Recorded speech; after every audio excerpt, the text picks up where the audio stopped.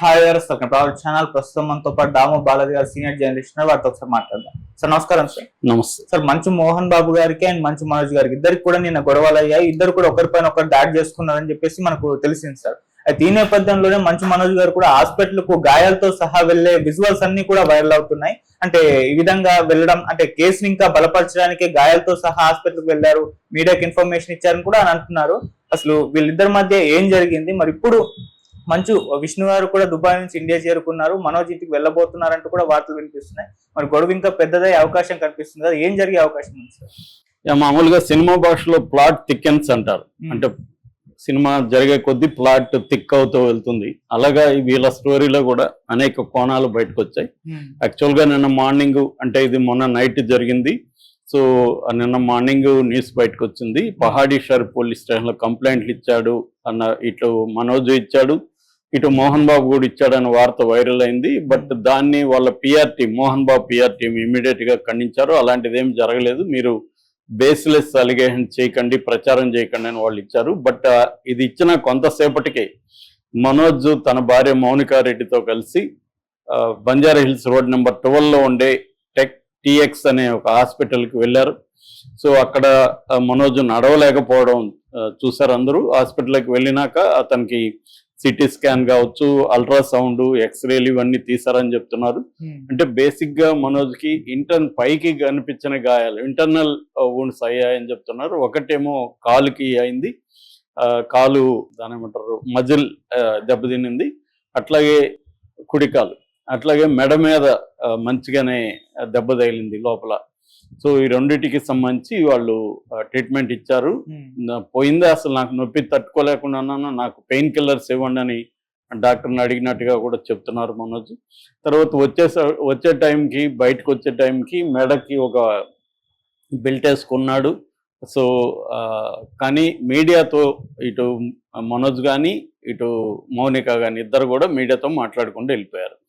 So ఎందుకు sudden గా హాస్పిటల్కి రావాల్సి వచ్చింది అంటే, మోహన్ బాబు చెప్పిన పిఆర్ టీమ్ది అబద్ధం, న్యూసే కరెక్ట్ అనేది మళ్ళీ బయటకు వచ్చాయి న్యూస్లు కొంత. ఇందులో ఇతను మనోజ్ హాస్పిటల్కి రావడం వెనక ఒక స్ట్రాటజీ ఉందని చెప్తున్నారు. వాళ్ళ అడ్వకేట్ని కన్సల్ట్ చేసినాకే హాస్పిటల్కి వచ్చారని చెప్తున్నారు. అదేంటంటే ఎమ్మెల్సీ కేసు అంటారు, medico legal case. Medico legal కేసుకి డాక్టర్ సర్టిఫికేట్ కూడా అవసరం, ఇతనికి దెబ్బలు తగిలాయని. సో దెబ్బలు తగిలాయని మెడికో లీగల్ కేసు పెట్టడం కోసమే క్లియర్గా వచ్చారని చెప్తున్నారు. డాక్టర్స్ అయితే 24 గంటలు అబ్జర్వేషన్లో ఉంచాలంటే మళ్ళీ నేను మండే వస్తానని బయటకు వెళ్ళినట్టుగా చెప్తున్నారు. అంటే ఈరోజు మళ్ళీ హాస్పిటల్కి వెళ్ళే అవకాశాలు ఉంది. ఇక రెండవది, ఈ Pahadi Sharif police station SI కూడా మీడియాతో మాట్లాడాడు. ఎస్ఐ కేసు అయితే వాళ్ళు రిటర్న్గా ఎవరు పెట్టలేదు, బట్ 100కి కాల్ వచ్చింది. 100కి కాల్ వచ్చినప్పుడు మాకు డైవర్ట్ చేశారు. పహాడీ షరీఫ్ పోలీస్ స్టేషన్ పరిధిలో ఇది ఉంది కాబట్టి, జల్పల్లి శంషాబాద్ దగ్గర. సో అందుకని మాకు డైవర్ట్ చేస్తే మేము వెళ్ళాము. వెళితే వాళ్ళు ఏమి లేదు, మాదేదో చిన్న ప్రాబ్లం ఉండి మీకు ఫోన్ చేసాం కానీ ఏమి గొడవలు ఏమి జరగలేదు అన్నారు. లేదు, మీరు ఏమన్నా ప్రాబ్లం ఉంటే రిటర్న్గా కంప్లైంట్ ఇవ్వండి అని అడిగాము, కానీ వాళ్ళు ఏం లేదంటే మేము వచ్చేసాము. రిటర్న్గా కంప్లైంట్ ఇస్తే కానీ మేము చర్య తీసుకోలేము అనేది ఎస్ఐ కూడా చెప్పాడు. అంటే సంథింగ్ హ్యాపెండ్ అనేది క్లియర్గా అర్థమవుతుంది. దాని తర్వాత ఈరోజు విష్ణు దిగాడు, దుబాయ్లో ఉన్నాడు మొన్నటి వరకు. విష్ణు దిగాడని చెప్తున్నారు. విష్ణు దిగకు ముందే విజయ్ అనే విష్ణు పార్ట్నరు మనోజ్ ఇంటికి వెళ్ళి మనోజ్ ఇంట్లో ఉన్న సీసీటీవీ ఫుటేజీ, హార్డ్ డిస్క్ ఎత్తుకుపోయాడని ఒక వార్త వైరల్ అవుతుంది. దాంతో పాటు మనోజ్ ఇంటి చుట్టుపక్కల కొంతమంది ప్రైవేట్ వ్యక్తుల్ని, బౌన్సర్ని విష్ణు ఆల్రెడీ పెట్టాడని చెప్తున్నారు. అంటే మనోజ్ ఇంటికి ఎవరు వెళ్తారు ఏంటి అవన్నీ కూడా వాళ్ళు ఎప్పటికప్పుడు ఇన్ఫర్మేషన్ విష్ణుకి ఇస్తున్నారు అని చెప్తున్నారు. విష్ణు ఈరోజు మనోజ్ ఇంటికి వెళ్ళే అవకాశం ఉంది. ఆల్రెడీ విష్ణు ఒకసారి అంతకుముందే విష్ణుకి మనోజ్కి మధ్య గొడవలు జరిగాయి. ఆ వీడియో బయటకు వచ్చింది. దాని తర్వాత అది ప్రాంకు, మేము తీస్తున్న ఫిల్మ్లో పార్ట్, అది ఇలాగా విష్ణు కవర్ చేసుకోవడానికి ట్రై చేశాడు. అప్పుడు కూడా ఎవరు నమ్మలేదు.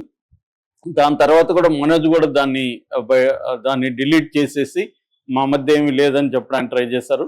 కానీ ఇప్పుడు మళ్ళీ ఈ స్థాయిలో అయింది. దీని తర్వాత నిన్న మోహన్ బాబు కూడా కోరికలే గుర్రాలైతే అని 1979 తన ఫిల్మ్ని ఒక సీన్ని ఆయన ఇచ్చేశాడు.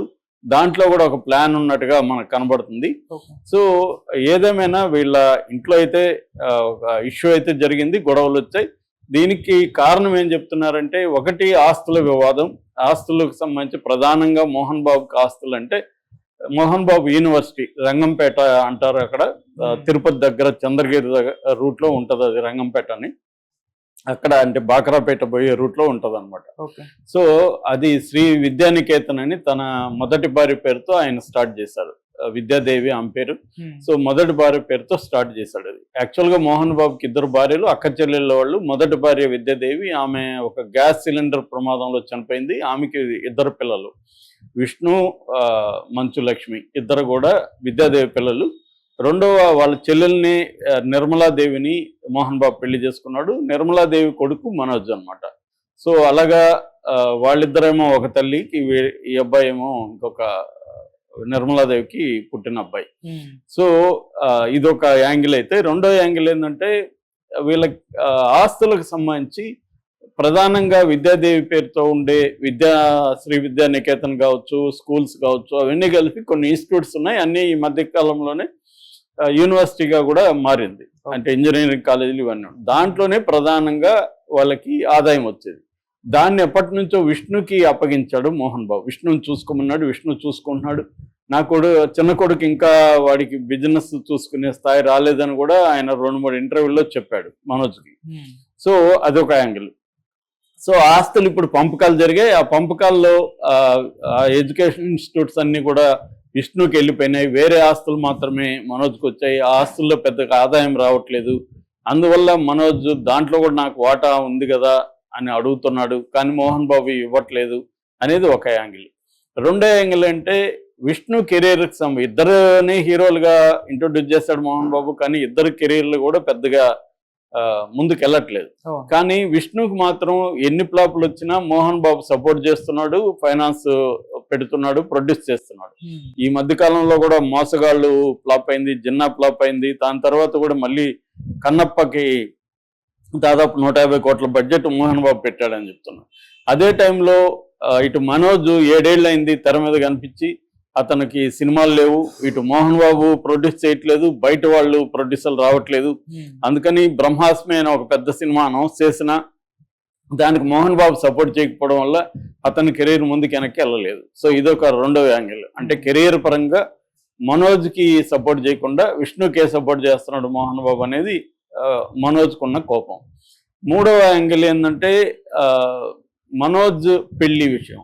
మనోజ్ రెండో పెళ్లి భూమా మౌనిక రెడ్డి అని చేసుకున్నాడు. ఆ అమ్మాయి ఆల్రెడీ ఒక పెళ్లి విడాకులు అయింది, డైవర్స్ అమ్మాయి, ఒక బాబు కూడా ఉన్నాడు భైరవ్ రెడ్డి అని. సో ఆ అమ్మాయిని పెళ్లి చేసుకోవడం మోహన్ బాబుకి ఇష్టం లేదు, విష్ణుకి మోహన్ బాబుకి. అది మూడో యాంగిల్.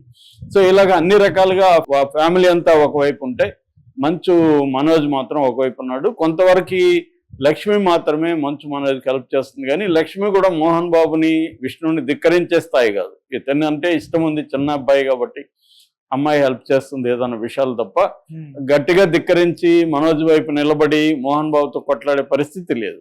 దాంతో ఇతను ఒంటరిగా అయిపోయాడు. దాంతో ఇతను ఎలా ఏం చేయాలని ఒక పబ్లిక్ అవుదామా అన్న ఆలోచనలో ఉంది. అతను నర్మగర్భంగా చాలాసార్లు మాట్లాడాడు కూడా. సో ఈ కాంటెక్స్ట్ లో, గొడవలు అవుతున్న కాంటెక్స్ట్ లో నిన్న